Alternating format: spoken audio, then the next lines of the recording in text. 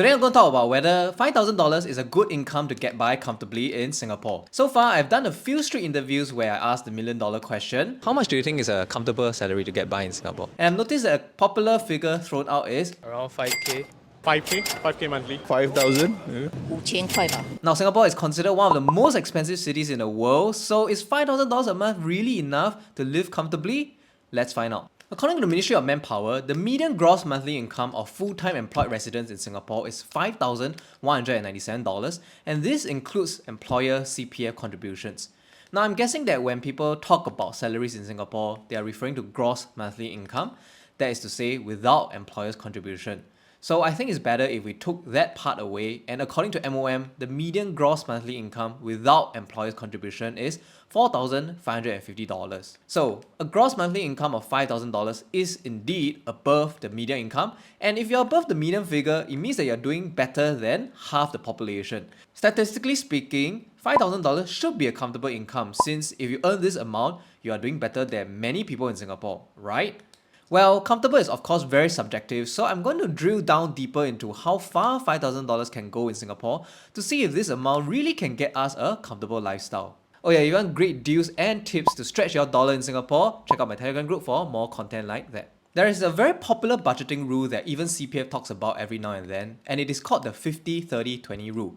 The 50-30-20 rule states that 50% should be spent on needs, 30% on wants, and 20% on savings and investments. Okay, personally, I think that the ratios are a bit off and you should be saving a lot more than just 20%. So to be more prudent, we can apply this budgeting ratio to our take-home salary and not count CPF as part of the savings and investment category. Therefore, for $5,000 income, we need to ignore the 20% which is contributed to CPF, and we now work with a take-home income of $4,000. That leaves $2,000 a month for needs, $1,200 for wants, and $800 for savings and investments.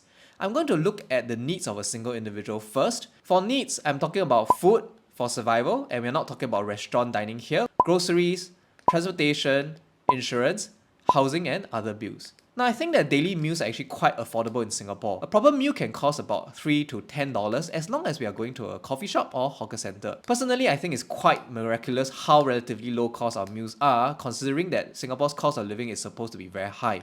Breakfast probably costs less while lunch and dinner costs more, so I would say that $20 a day ought to settle all three meals as long as we are not talking about restaurants. That comes later under wants. So meals in Singapore for our daily survival comes out to about $600 a month. For groceries, I think you need at most $100 for things like toiletries.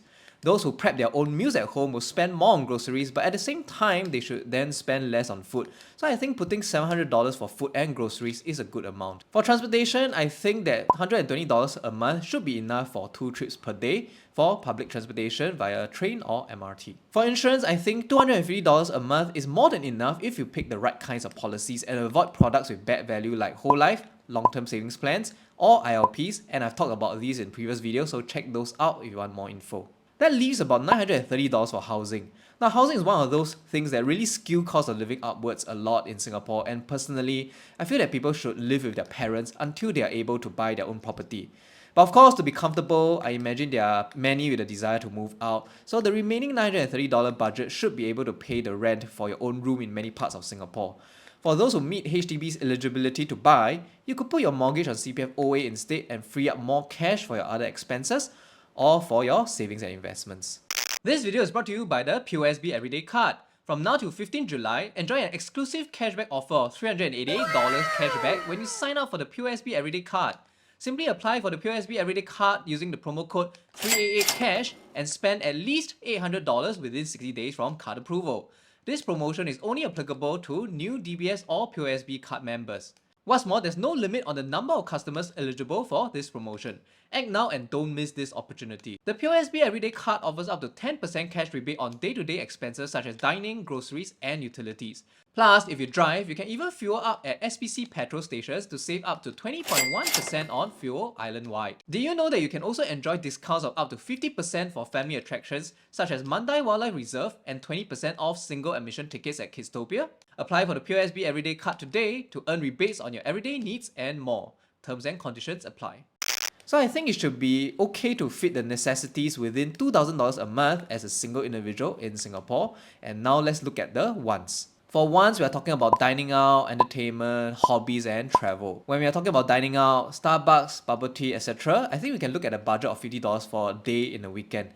That sounds pretty generous to me because $30 can get you a nice steak, $10 for dessert, and another $10 for Starbucks or bubble tea. I feel that even if you go out every Friday and Saturday, you shouldn't spend more than $400 a month on this. Next, we have entertainment, and this is where it really depends on what your vices are. My own entertainment costs really just involve a Netflix subscription, which I share with a few friends, so that's like $7 a month. And okay, fine, I do spend on drinking, which I've been cutting down over the past year or so, and I usually drink at home, so the cost isn't that high.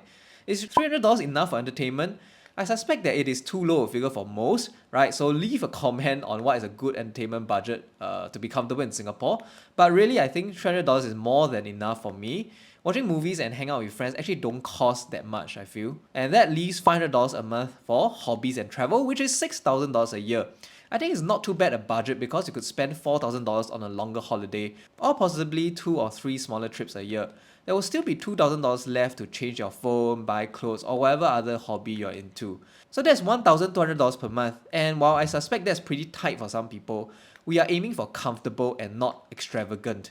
So that leaves you $800 per month to save for your future, and that's on top of your CPF contributions. $800 a month is almost $10,000 of savings per year, and this is not including your own CPF contributions and your employer's contributions. So I think it's a pretty okay amount of savings to put aside.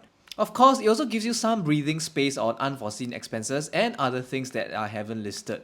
Ideally, you have at least 6 months of your expenses in cash, and this amount will be roughly $20,000 for a take-home income of $4,000 if you are following the 50-30-20 rule.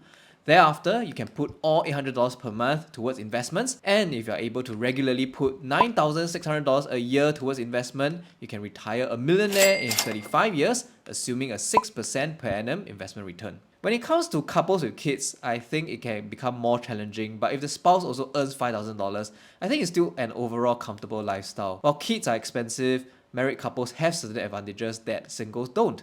For couples, we can assume that everything I've talked about will double in cost, but at the same time, there's some economies of scale. Having economies of scale is even more obvious when it comes to things like housing.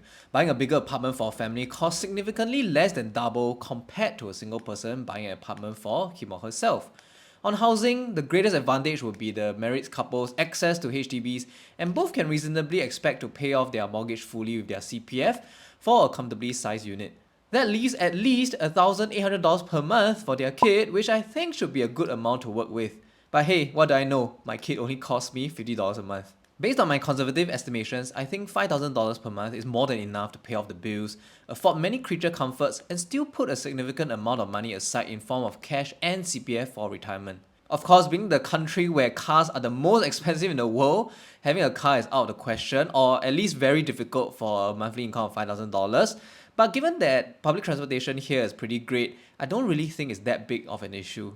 Of course, do chime in the comments what you feel is a comfortable income and share your thoughts. Subscribe to the Telegram to get more updates and great deals, and also check out this video where I ask Singaporeans what their ideal income is, and I'll see you in that video.